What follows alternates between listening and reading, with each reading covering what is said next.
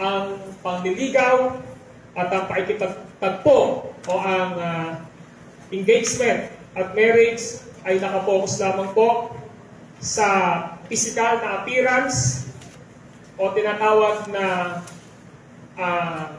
pagtingin sa itsura ng tao. Ito po ay may tuturing natin lust o laman.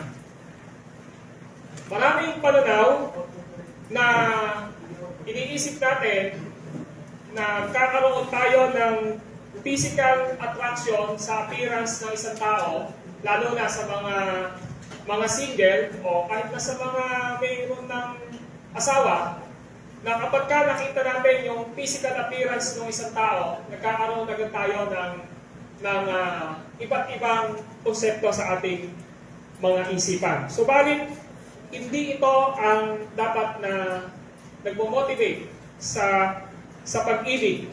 Sapagkat kung last lang ang nagmo-motivate sa pag-ibig natin, magkakaroon po tayo ng problema. Ang pag-ibig, ang panliligaw, ang pakikipagkatagpo na nakabase lamang sa pakiramdam dahil sa mga nakikita natin sa isang tao, sapagkat nagkakaroon tayo ng tinatawag na nakikita natin sa kanila yung sa babae o sa lalaki yung tinatawag na romantic and kind. You have love based on feeling that can change direction like the wind. Kapag ka yung nakikita lang natin parang yung romance, yung romantic lang yung nakikita natin doon sa appearance sa isang tao, magbabago po yung pagmamahal ng taong iyon. Ang ganung relasyon, darating ang time, babaksak, sapagkat ang mga ganung mga bagay ay hindi po tunay na pagmamahal. Mga kapatid, dapat maintindihan natin bago kayo manligaw, bago kayo mag-date, bago kayo makipag-engage, at bago kayo mag-asawa, kailangan nating maintindihan na meron tayong basic understanding of biblical and God-glorifying love. So that is my message. Ang ibig sabihin po lang dito, kailangan natin ang basic understanding of biblical and God-glorifying love. Sabihin nyo nga po sa katabi nyo, God-glorifying love. Okay, so yan yung dapat naman unawaan natin, yung God-glorifying love. That's why a biblical definition and understanding of love is vital in a dating relationship or courtship or engagement and even marriage that has as its one goal. Ano ba yung goal natin? Bakit kayo nanliligaw? Bakit kayo nakikipag-date, nakikipagtagpo? Bakit kayo mag-aasawa? Ano ba yung pinaka ninanais nyo dito? Kung ang ninanais nyo lang dahil doon sa tinatawag na erotic love, nakita nyo lang dahil na-attract kayo sa appearance ng bawat isa sa inyo, hindi po yan yung pinaka-purpose ng pag-ibig. Dapat natin maintindihan na ang purpose ng pagmamahal ay the glory of God with an eye on marriage. Kapag inisip nyo na kayo ay manliligaw, kayo ay sasagot sa nanliligaw sa inyo, o kaya ikaw ay magdidesisyon na manliligaw, siguraduhin mo na ito'y totoong pagmamahal. At ang pinaka-purpose mo na ay pag-aasawa. Hindi ka magbibilang na parang bang titingnan mo. Teka muna, mapakabata ko pa, pero maganda ako, gwapo yung nanliligaw sa akin. Magbibilang muna ako. Hindi mo gano'n ang pagmamahal. Kawa na? Natatawa tuloy si akin.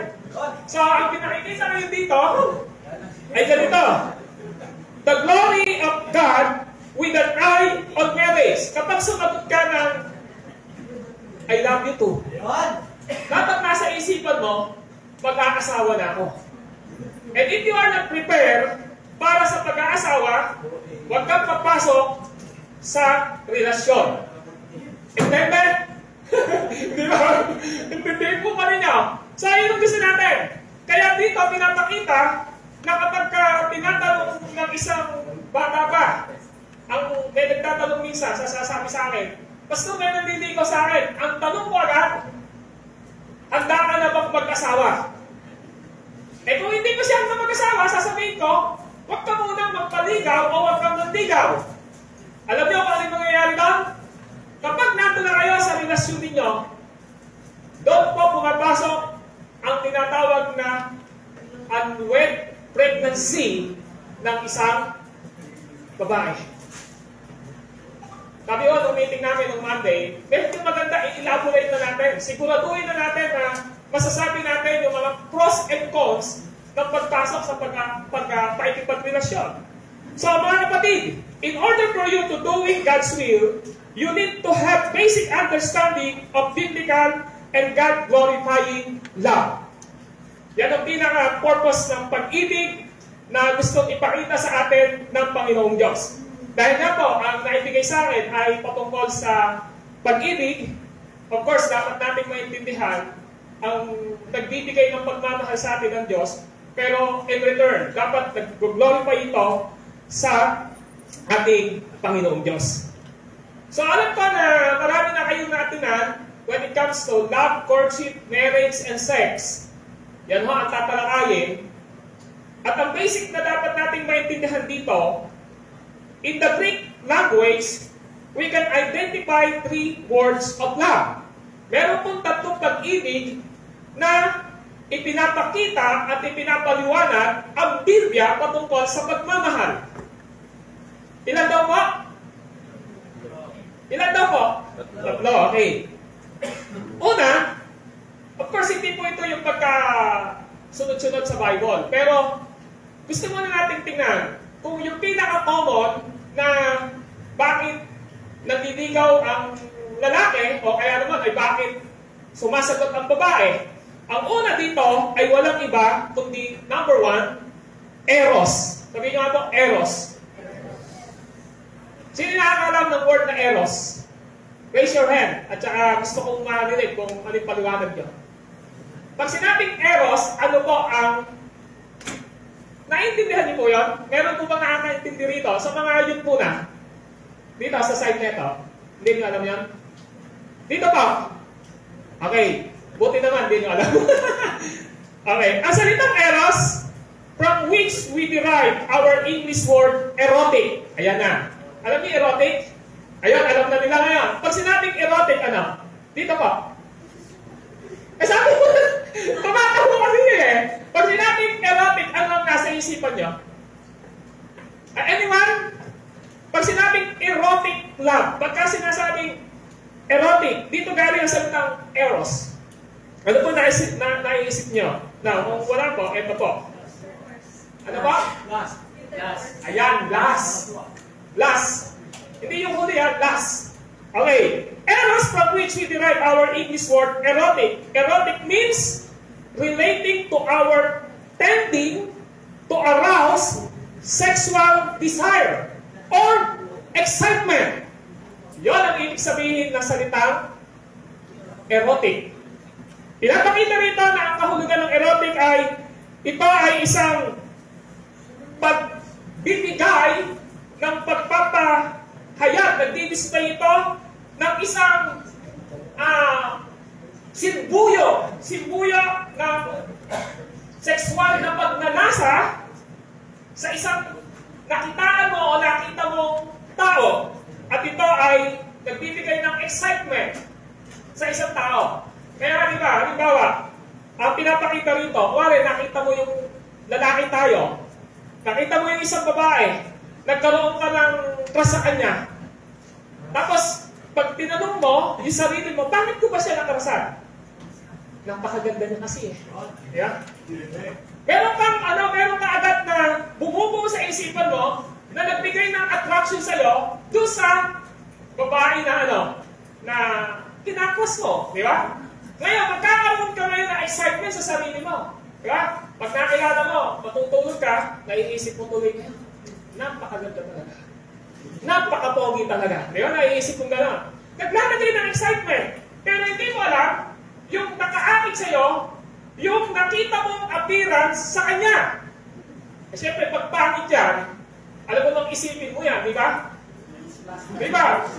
Hindi naman po sa iba, ang nakaka-attract ay ang maganda, di ba? So, yun yung ibig sabihin. Ang ibig sabihin ng erotic means this is the display, this is the arousing sexual desire or excitement ng isang tao. Now, this is my point. It displays the appearance of a woman or man that attracting to both of them and starting courtship man to the woman. O, nakita niyo, sinasabi lang po dito, ito yung yung appearance ng tao, ito yung appearance ng lalaki, na parehas kayong nagkakaroon ng pagka-akit o pagka-attract, pagka-gusto, doon sa bawat isa sa inyo. At doon na nagsisimula yung tinatawag na panliligaw, doon na nagsisimula yung tinatawag na courtship ng lalaki doon sa babae. It is defines love is sexual lust. So, yun yung sexual lust. Kapag tinignan mo yung babae, kaya nga, ang pinakamalaking problema, na love at first sight ako. Wala akong gano'n sa totoong pag-ibig. Nung nakita mo yung lalaki, nakita mo yung babae, naku, na-love at first sight ako ha. Para bang nung nakita mo, para bang nag-twinkle na yung mata mo, kasi meron kang nakita sa kanya. Kapag gano'n po yung naging umpisa ng iyong pagmamahal, doon sa appearance na yun, ang tawag po doon, this is a love of sexual lust. Ano? This is a sexual lust. Ibig sabihin, ito from man to woman, parang sinasabi mo, dahil meron akong nagustuhan sa katawan mo, meron akong gusto sa iyo. Ako yung punto natin dito. So, yun yung sinasabi ngayon dito, na kung saan, this kind of love is described by God's Word through Apostle Paul. Now, tingnan natin yung sinasabi ngayon ni Apostle Paul patungkol dito sa tinatawag nating sexual love o yung tinatawag na erotic love. Now, halimbawa, in 1 Thessalonians chapter 4, please open your Bible. In 1 Thessalonians chapter 4, verses 4 to 8, ganito ang sabi ni Apostle Paul. 1 Thessalonians chapter 4, verse 4 to 8. Dapat maging banal at marangal ang layunin ng sino man sa kanyang pag-aasawa at hindi sa pagsunod lamang sa pita ng laman, tulad ng inaasal ng mga taong hindi nakakakilala sa Diyos. Verse 6, sa gayon, hindi yuyurakan ni numan ang karapatan ng kanyang kapwa at ni pupugayan man ang dangal, tulad ng sinabi namin sa inyo noong pa at mahigpit na ibinababala na parurusahan ng Panginoon ang gumagawa ng ganitong kasamaan. Tayo tinawag ng Diyos upang mamuhay sa kalinisan, hindi sa kahalayan. Kaya ang sino mang humahamak sa aral na ito ay humahamak hindi sa tao, kundi sa Diyos na siyang nagkakalog sa atin ng kanyang espiritu. Now dito, maliwanag na pinakikita ni Apostol Paul sa mga mananampalataya sa Colossus na sinasabi niya rito na ang isang tao ay dapat na mayroong pananaw patungkol sa pag-aasawa na mayroong kabanalan at mayroong karangalan. Kaya nga sabi ng verse 4, dapat maging banal at marangal ang layunin ng sino man sa kanya pag-aasawa. Kaya nga sinasabi natin ngayon dito, from this passage, na ang pag-aasawa ay hindi po basta-basta iniisip lamang na basta gusto natin, kundi ito ay isang preparasyon. Katulad na sinabi natin kanina, kapag ang gumana sa atin ay ang flesh at ang kagustuhan lang natin ang masusunod dahil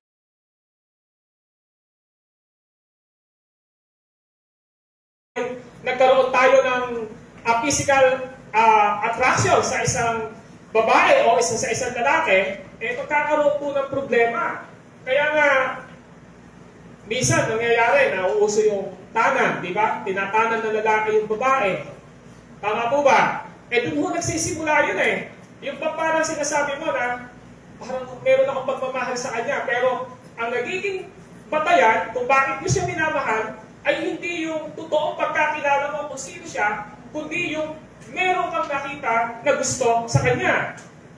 Sinasabi ngayon dito at hindi daw dapat sa pagsunod lamang sa pita ng laman. So ang pagmamahal ay hindi po pagsunod saan? Sa pita ng laman. Okay po ba yun? Ang pagmamahal ay hindi sa pagsunod sa pita ng laman. Alam niyo ba yung pita ng laman? Ito po yung nagiging dahilan kung bakit tayo nagkakamali. Pag sinabing flesh sa banal na kasulatan, ito yung nature ng tao. Ang nature ng tao, kung ano yung makakagusto sa kanya, yun yung kanyang gagawin. Kaya ang sabi ni Paul, hindi sa pagsunod lamang sa pita ng laman. Ang totoong pagmamahal, ang totoong pagdidesire na makapag-asawa ka, ay hindi dahil upang yung pleasure mo sa laman ay matugunan o mag-gratify ng iyong pagnanais doon sa babae o kaya doon sa lalaki. And then sabi sa verse 6, sa gayon, hindi yuyuratan ni naman ang karapatan ng kanyang kapwa. Ano ba yuyuratan? Well, you need to respect yourself first, di ba? Kasi pagka ang isang lalaki ay nagkagusto sa isang babae at bumigay yung babae sa maiksing panliligaw ng lalaki, nawawala po minsan yung respect sa bawat isa. Ano yung nangyayari? Direct to the point, mayroong nangyayari sa kalagitnaan ng kanilang relasyon. Nayuyurakan po. Ano ibig sabihin ng nayuyurakan? Natatapakan, ang pagkatao ni babae o ni lalaki kasi nga dahil sa laman. Okay po ito rito? So yun ang gustong ipakita. So number one, ang dapat na maintindihan natin na mayroong pag-ibig. Ang pag-ibig ay meron tinatawag na eros o erotic. This is from our flesh. This is a pleasure of our flesh, especially in sexual aspect ng buhay ng isang tao. Number two, phileo, which means brotherly o sisterly love. So yung una natin ay erotic, yung pangalawa ay phileo. Bibilisan ko dito dahil mas magpo-focus ako sa isang sa pangatlo.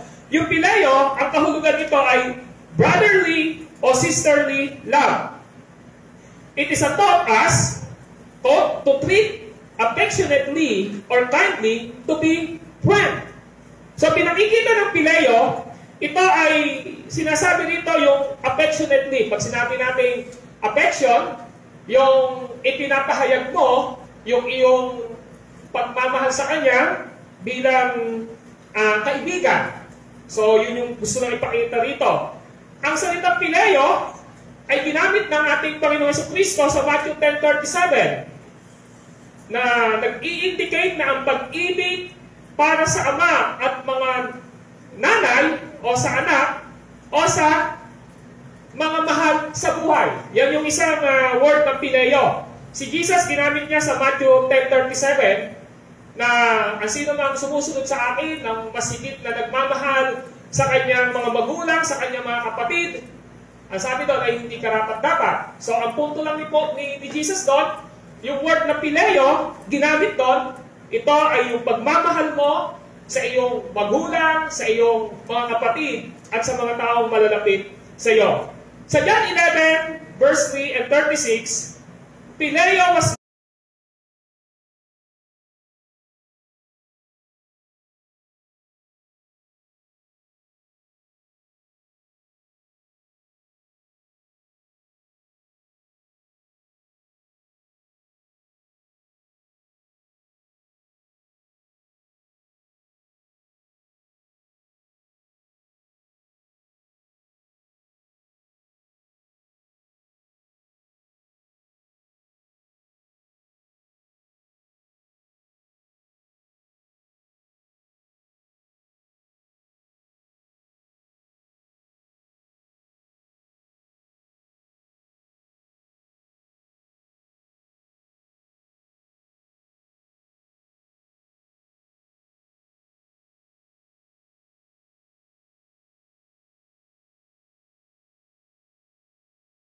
the word use of Jesus, love for his friend Lazarus. Doon po sa John 11, verse 3 and 36, pinakita ni Jesus yung kanyang pagmamahal doon. Kay Lazaro, nung namatay si Lazaro, iniyakan ng ating Panginoong Jesucristo dahil kaibigan niyang matalik si Lazaro. So yun yung word na ginamit ni John doon. Nung ang ating Panginoong Jesucristo ay umiyak, nung nalaman niyang namatay si Lazaro na kanyang kaibigan, naiyak siya. Yun po ay tinatawag na friendly love ng ating Panginoong Jesucristo. Doon po sa John chapter 20 verse 2, Phileo was the word used of Jesus for His love to the disciple. Ito naman ay relational. Yung pagmamahal ng ating Panginoong Jesucristo sa kanyang mga disipulo. Ngayon, kung makikita natin, ang punto po dito, itong salitang Phileo ay nag-identify ng pakiramdam, ng feelings, and emotion that are part of love. So bahagi po ng totoong pagmamahal, itong emotion na ito na nakabase saan? Sa pinaka pagkakilala mo kung sino yung tao na binibigyan mo ng pagmamahal. Ibig sabihin, feeling of love are the powerful emotion that one has for another person. Such can be the feeling of a young woman for a young man, vice versa, who opened the door for her, listen her, and buy nice thing for her. Ibig sabihin po, sometimes yung pag-ibig nagsisimula sa pagiging magkaibigan. Tama po ba? Alam nyo, kung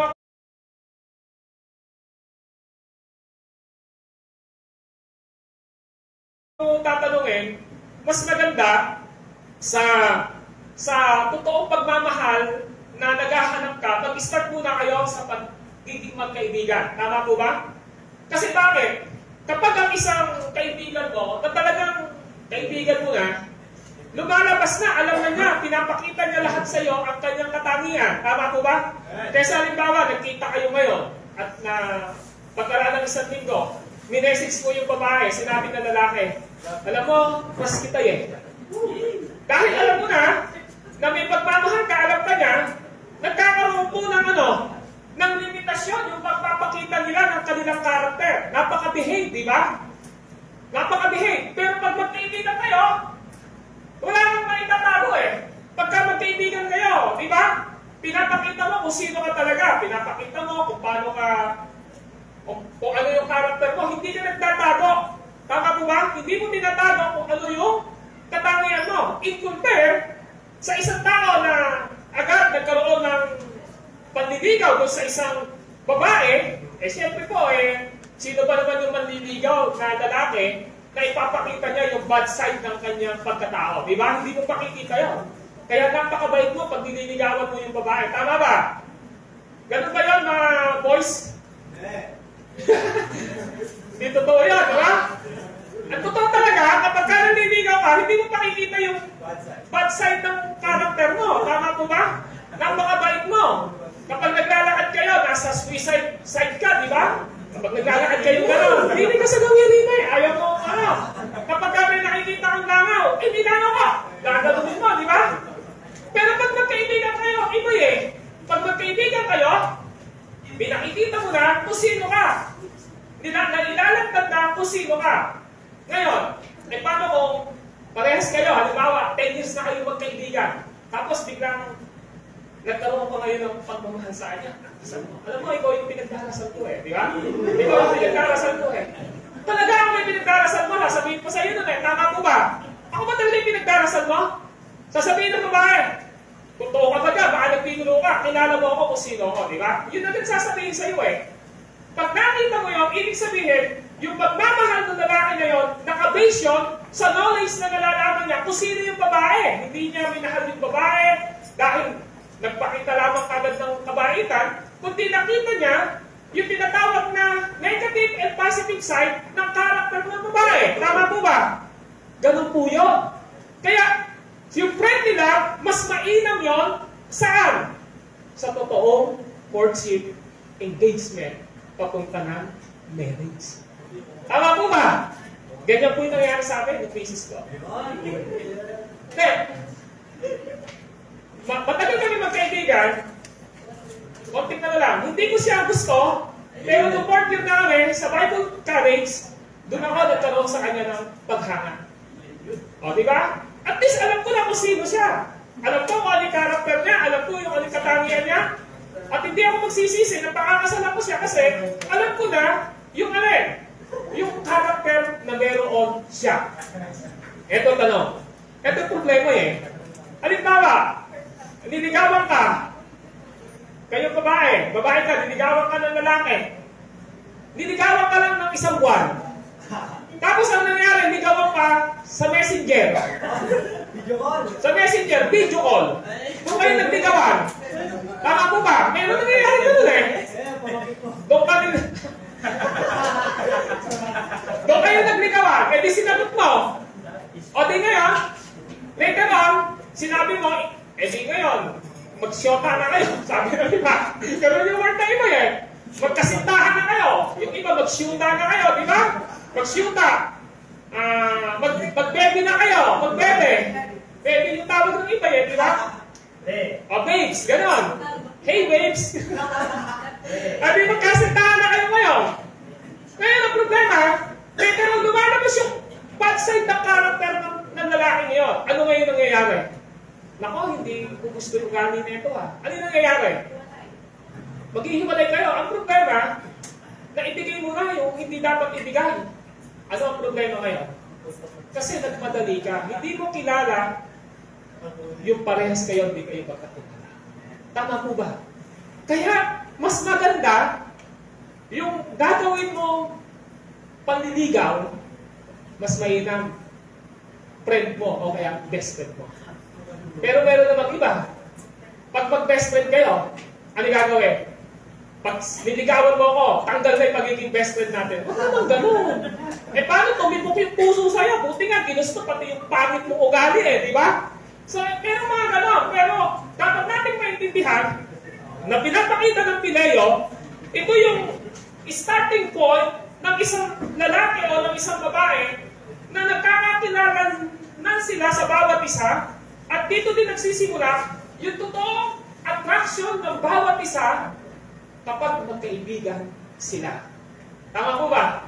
O, sasabihin mo lang doon, alam mo, 10 years na tayong magkaibigan. Eh, ngayon, nakita mo lang yung ganito, hindi mo mamamahalin yun, kilala mo naman na ganito, di ba? So, meron pong mga ground na dapat tayong maiintindihan patungkol doon.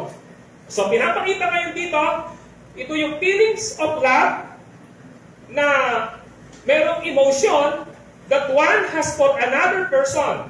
Dito din sisimula yung nararamdaman ng bawat isa, ng babae at lalaki, na nagbubukas din ng pintuan upang sa kanilang pagiging magkaibigan, merong nadidevelop na pagmamahalan. Amen ba? Meron pa rin kung gano'n na dahil magkaibigan kayong matagal, nagkadevelopan? Meron. O, di ba? Kasi may mga gano'n eh. Noong una, hindi mo naman talaga gusto, later on. Ba't gano'n? Gusto ko na siya, kahit yung pangit na ugali niya, nagugusto ko na. So, yun po yung isang pangalawa, yung Pileo. Okay. Okay, una, erotic love. Alam natin, this is a fleshly love. Pangalawa, Pileo. This is a friendly or brotherly and sisterly love. Yan ang pinapakita dyan. Ito ang medyo tatagalan ko. The number 3, agape. Sabihin nyo nga, agape. Okay. Ang salitang agape, this is the strongest word, love, in Scripture. And the only word used for God's love. So, yan yung isa. So, ang salitang agape, ito yung pinakamatibay na salita sa banal na kasulatan patungkol sa pagmamahal. Ito lamang ang nagbigay at ginamit na salita na pag-ibig ng Diyos. So, pag narinig natin ang agape, this is God's love. Amen po ba? Pag-ibig ng Diyos. Ang agape means the selfless, giving, and conditional type of active love. Ulitin ko. And I go. The selfless. Ano ba yung selfless? Hindi makasarili, di ba? Hindi makasarili. Giving. Nagbibigay. Unconditional. Walang kondisyon. Na klase ng totoong aktibong pagmamahal. Ibig sabihin po, hindi ka nagmahal, hindi parang ganito. Si God, nung minahal niya tayo, hindi niya tinignan kung gaano tayo kamakasalanan. Tama po ba? Nung minahal tayo ng Diyos, hindi niya tinignan kung gaano tayo kamakasalanan. Basta ang ginawa niya, inalay niya ang kanyang sarili sa cross para ipakita ang pagmamahal niya sa atin at pagtubos niya sa ating kasalanan. Kaya yung salitang agape, selfless, giving, unconditional type of active love. Now, gusto ko pong elaborate ito. Kung mapapansin nyo, bago ko po ibigay ang salitang agape na God's love, mapapansin natin, pinresenta ko sa inyo kanina ang dalawang klase ng pag-ibig. Ang una ay erotic, ang pangalawa ay, ano po isa? Pileo. Bakit po? Kasi kung inyong titingnan, sa takbo ng mundo, dalawang ito ang mabiling pagmamahal. This is a bestseller word sa mundong ito. Tama ba? Bakit tama? Sa kanila, sa sanlibutan. Kasi erotic. Ang mag-gratify dito ay ang bless ng tao. Tama po ba? Yung gusto ng sarili mo. Yung isa naman ay pileo, nagpapakita ito na gusto mo na marami kang kaibigan na kasama na doon nagsisimula. Now, love in dating and marriage is first of all seen as a lust and attraction. Kasi nga, nakaka-attract ito. Okay, 20 minutes. Okay. Nakaka-attract ito. Nakaka-attract yung erotic, nakaka-attract ang pileo. Tama po ba? Bakit? Kasi yung gusto na naman natin eh. Kung bakit inuna natin yon. Sometimes, ang pinakamalala dito yung erotic love kasi last siya. Pero kung titignan natin yung pileo, medyo pinakita pa rin natin na may benefits siya dahil this is the love of your sa kaibigan mo, sa mga mahal mo sa buhay. Ngayon, mga kapatid, based on how hot he or she, yung last, yung naman po, last, ano natin kanina, yung last, turn into our faith, di ba? Yung last dito, ibig sabihin, nag-gratify yung laman ng tao doon sa erotic, nag-gratify yung laman ng tao, yung kagustuhan niya saan? Doon sa pileo. In the world, dating, courting, and engaging is seen as a way for man and woman to hook up sexually. Kaya sinasabi ko sa inyo, ang napakabili na word sa mundong ito ay ang erotic at saka ang pangalawa ay ang pileo. Bakit? Because nag-gratify ito ng sexual desire ng isang tao. So, balik alam niyo po ba? Si Satanas ay pinuluktot niya ang pinakamagandang pagnanasa na meron tayo. Ano yun? Yung tamang kaisipan patungkol sa pagnanasa sa sex. Okay, tuturo ng ika-apat natin yun. Alam nyo, sex is not itself sin. Hindi yung kasalanan ito. Pero, inside marriage, outside marriage, sex is sin. Okay, yung punto natin dito.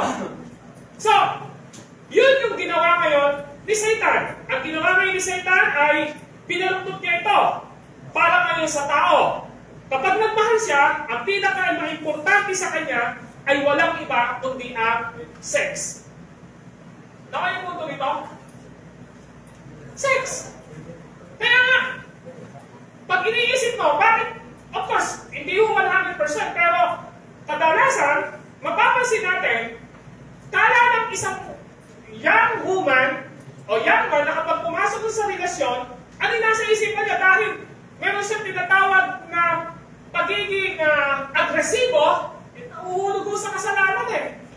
Hindi natin alam na si Satanas, this is his way para ang isang tao ay mahulog sa kasalanan na nagsisimula sa lustful ng pagnanasa ng kanyang laman, na ang kala niya ay totoong pagmamahal. This is the mindset of the world in which we live. Ito yung kaisipan ng mundo ito na ating ginagalawan ngayon eh. Kaya nga dapat nating maisip ngayon dito, kapag ka ikaw, sa mga magkakaibigan, lahat sila mayroon ng boyfriend, may girlfriend na sila, pero ikaw wala dahil pinipreserve mo yung sarili mo talaga na kapag ka nag-boyfriend ako, kapag nag-girlfriend ako, gusto ko, yun yung kalooban ng Lord, ito na yung papakasalan ko, ano yung nasa isipan nila. Meron silang ibang kaisipan para sa iyo eh, di ba? So kapag ka medyo mahina ka, ano yung nangyayari sa iyo? Ang nangyayari ngayon sa iyo, simple lang, natutukso ka, kaya kahit na may dumating hindi mananampalataya, kaya kahit hindi pa sa panahon, nagkakaroon ka na pakikipagrelasyon dahil na-pleasure ka sa mga taong kasama mong nakapaligid sa iyo. Lalo na ngayon, magdi-December 14, di ba? At least, nakita ko, di kayo natutulog. Di ba mag-February 14? Di ba mag-February 14? Salamat at di pala kayo tulog. Kala ko tulog na kayo eh. So, mag-February 14, medyo mapapansin natin, huwag tayong ang February 14, alam nyo, kapag tinignan mo, ako po, mapaka-worthy ng celebration ng heart day eh. Di ba? Sa maraming nagpupunta, doon na sine. Tama po ba? Ano ginagawa sa sinehan? Date lang naman ginagawa sa sinehan, hindi naman talaga totoong nanonood. Tama po ba? Sa panagpupunta, punta tayo sa gawing bundok, magkano tayo? Para tingin-tingin tayo sa creation. Pero meron silang mga nasa isipan sa puso nila na dapat nilang i-accomplish. Tama po ba? Huwag nyo na po kami alam na namin yan. Kami mga 50 na kami. Abisado ni Pastor Philip. Abali, namin yan ba? Pagmayan, okay. So ito yung dapat nating maintindihan. This is the mindset of the world in which we live. You as a Christian, you live different. Meron tayong difference sa mga hindi mananampalataya. This is the backward, foolish thinking of this world must be exposed biblically so that we do not think of love in this way. Dapat tayo mga mananampalataya, huwag tayong umayon dito. Kailangan natin i-expose na ano ba yung totoong pagmamahal? Ano ba yung maling pagmamahal? Kasi kung ang pagmamahal ay hindi naiintindihan ng young generation na katulad ninyo, mabibitag po kayo ng pagmamahal na hindi nyo alam na uhuhulog na kayo sa kasalanan. Tama po ba? So yung gusto natin ipakita. Now, upang na sa ganun, hindi ganun yung maging way natin patungkol sa pag-ibig. How many premarital sex are doing? And maybe we have here now. Gaano karami na dahil dito, sa maling pananaw sa pagmamahal, nag-aaral na buntes. Tama po ba? Alam nyo, yung asawa ko na nag-aaral, meron siya mga kaibigan,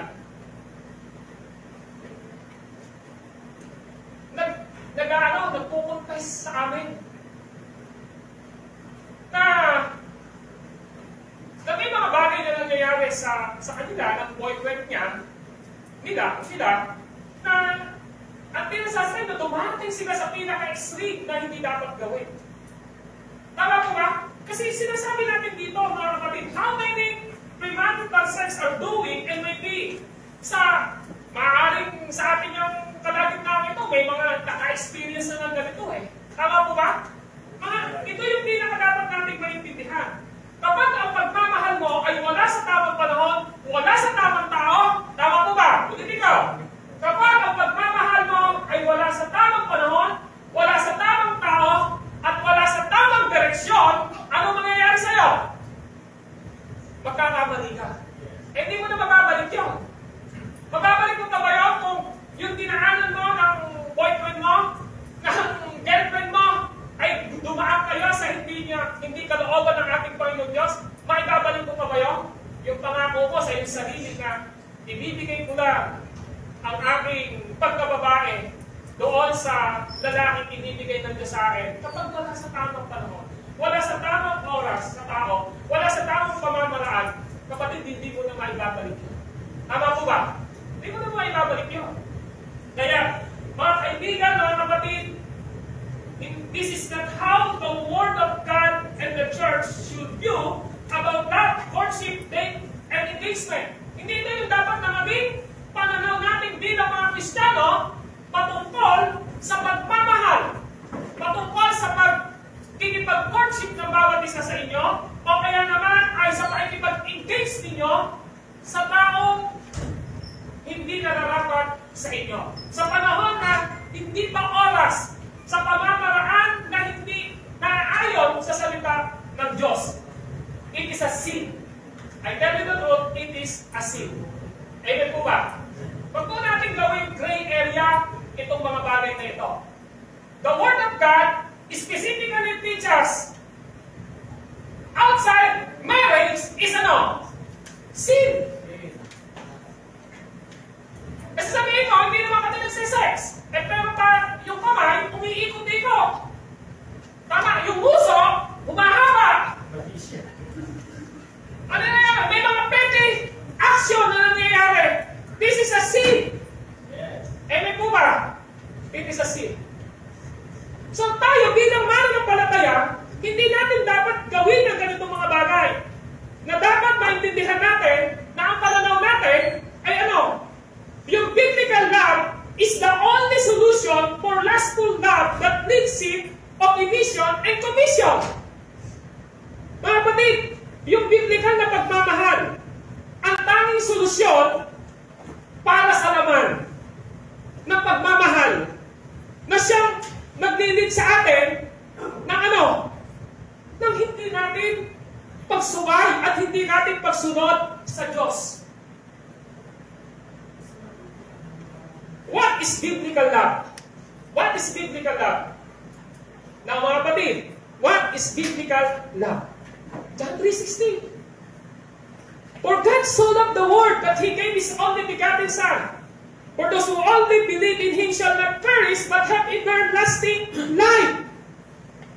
Ano yung sabihin nito? Ang salitang pagmamahal ay pagsasakripisyo. Amen po ba? Kapag alam mo yung pagmamahal, may sakripisyo. Kahit na gustong-gusto mo na makaisa sa babae. Ano gagawin mo? Magsasakripisyo ka. Lord, tanggalin mo itong pagkanasa ko ito. Kasi hindi ito totoong pagmamahal. Ang totoong pagmamahal. Sasakripisyo ko, hindi ko pabubulalasin yung nararamdaman mo ito. Di ba? Dahil gusto mong makaisa eh. Gusto mong maka 1 point, 2 point, 3 point, shoot. Ayaw mo eh. Gusto mo eh. Pero dahil alam mo na ang totoong pagmamahal ay sacrificial love, hindi mo gagawin yun. Amen po ba? Yun yung totoong pagmamahal. Nagbibigay. Hindi binibigay yun sa iyo ha. Baka naman sa ipin mo. Eh pagmamahal, pag bibigay eh. Eh di bibigay ko na yun sa akin. Bibigay ko na yung gusto ng lalaki kahit hindi tama. Eh hindi mo yun. John 15:13. Sabi ron, na nag-alay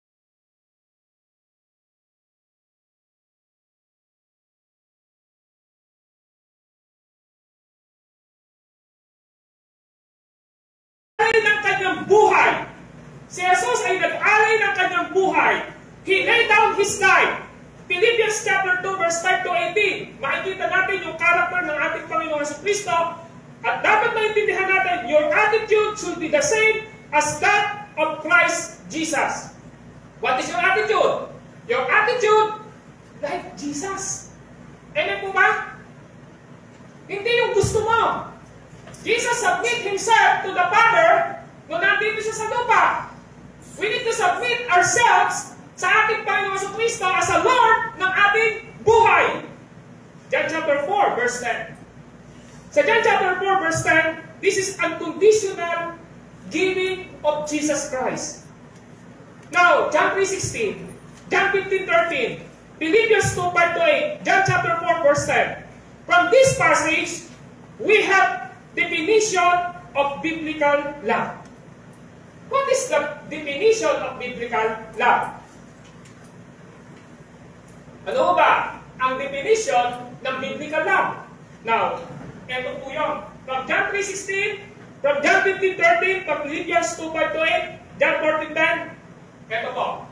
Love is an activity of self.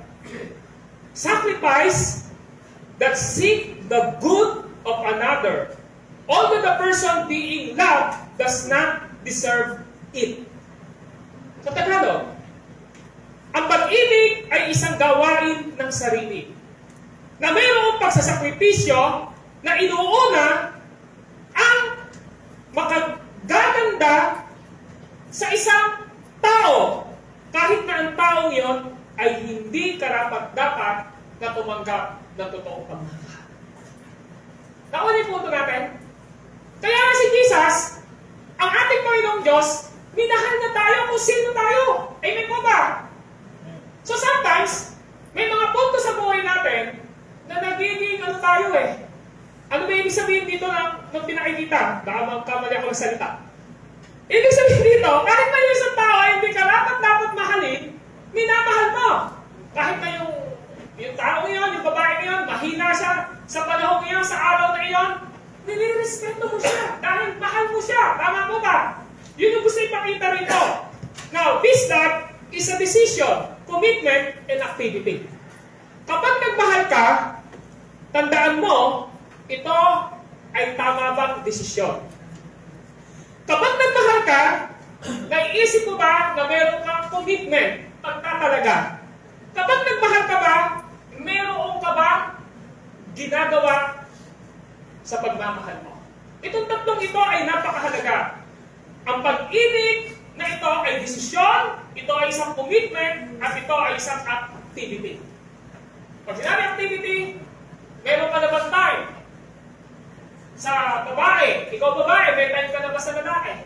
At ang maganda dapat doon, maintindihan ninyo, commitment ito. Ito ay isang desisyon. So I want to clarify this. Only those who know God love this way. Ang totoo na magkakaroon lang ng pamamaraan ng totoong pagmamahal na binabanggit natin dito na yung love is an activity of self-sacrifices that seek the good of another, although the person being loved does not deserve, ay mga mananampalataya lamang. Sometimes, pag hindi ito yung naging ano natin, magiging opportunista ang isa sa inyo. Tama mo ba? Maging opportunista. So, only those who know God can love this way. Why? Because this love originates in God, for God is love.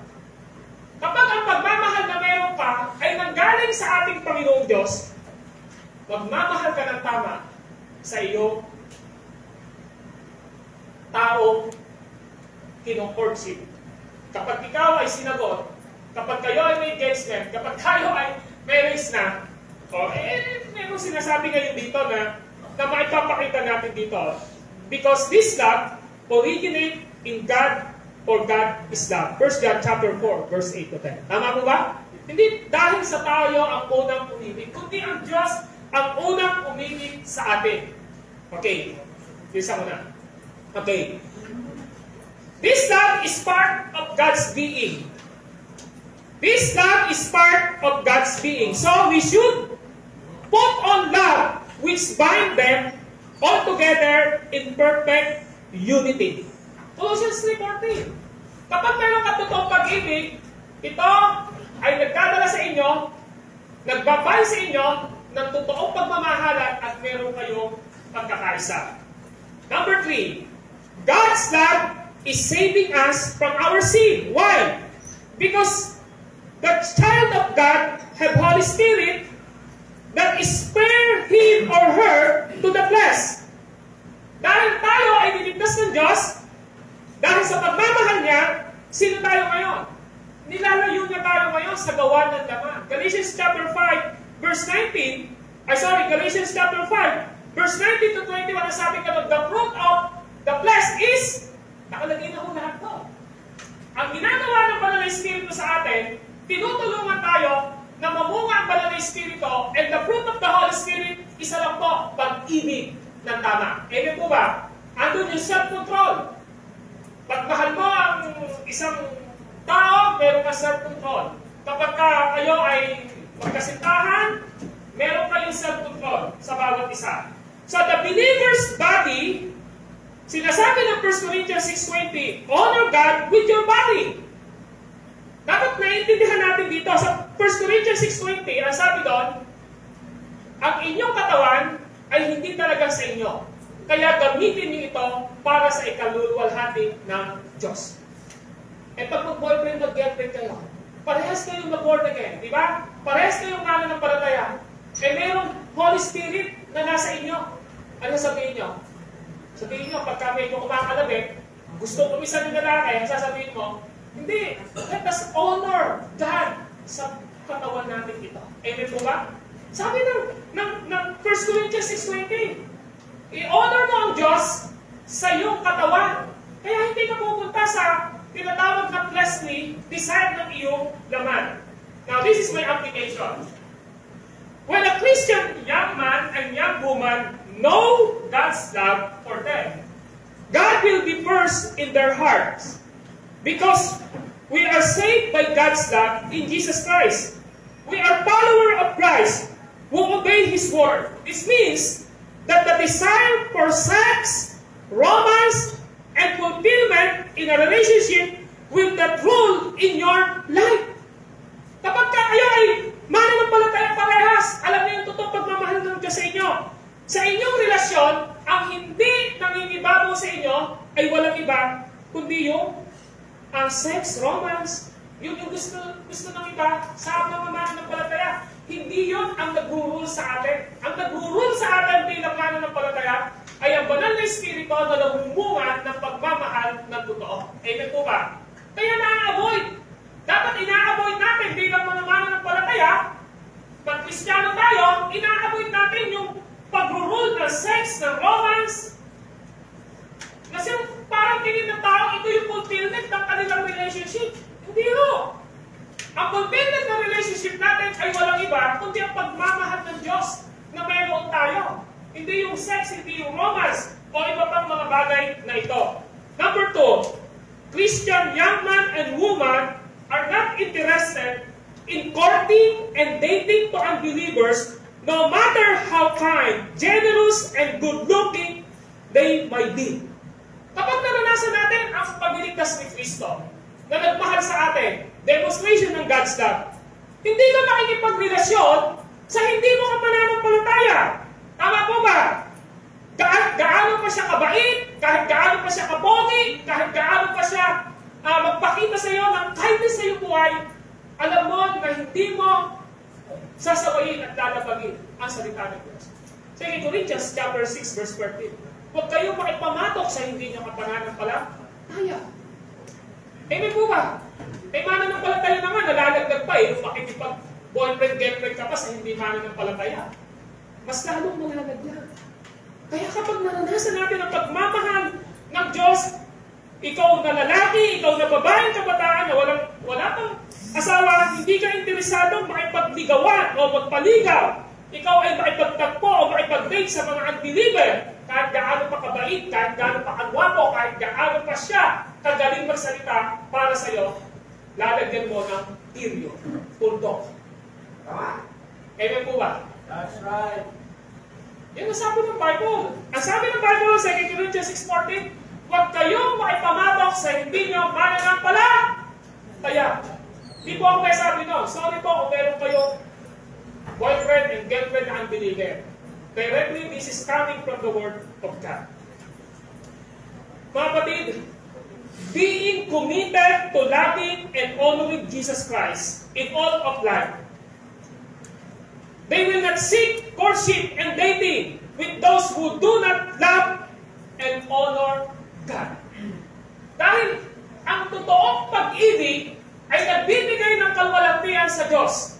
Kaya nararapat lamang na ang iyong pinapanalangin na magiging boyfriend mo, na maglilino sa iyo, na magiging ka-engagement mo, na magpapakasal kayo, at magiging mag-asawa kayo, ay walang iba kundi ang tao na mayroon din pag-iisip na gusto niyang malwalhati ang Diyos sa kanyang pagmamahal sa pamamagitan ng bunga ng banal na Espiritu. Amen? Amen din. Yun gusto natin makita rito. Sabi ko, being committed to loving and honoring Jesus Christ in all of our life. We not seek and courtship and dating with those who do not love or honor God. Kaya pag may nandito sa iyo na hindi mananampalataya, kaya sabihin mo, huwag ka na magpa-cute. Gagano ka naman, nagpapakit ka pa, sa side-side ka pa. Ang sabihin mo na agad, hindi tayo pwede. Bakit? Magkaiba tayo ng pananampalataya. Tama mo ba? Hindi ko pwedeng isakripisyo, alin? Ang relasyon ko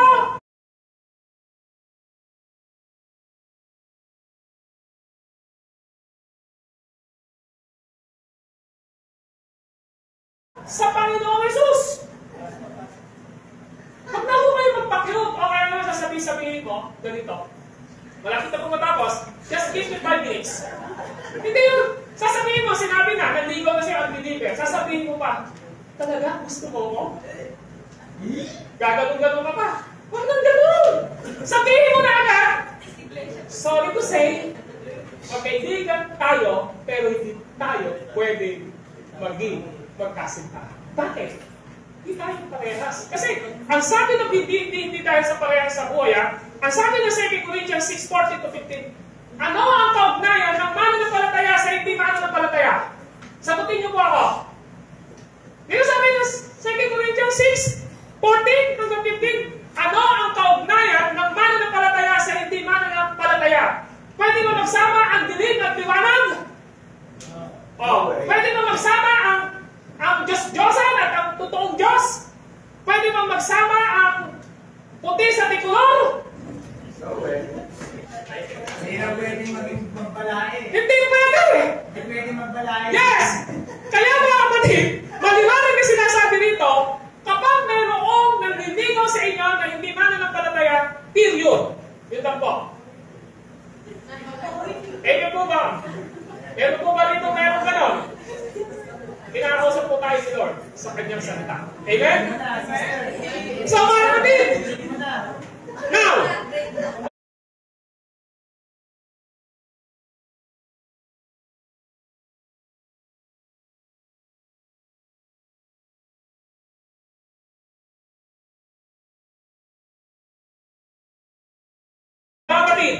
you know the love of God.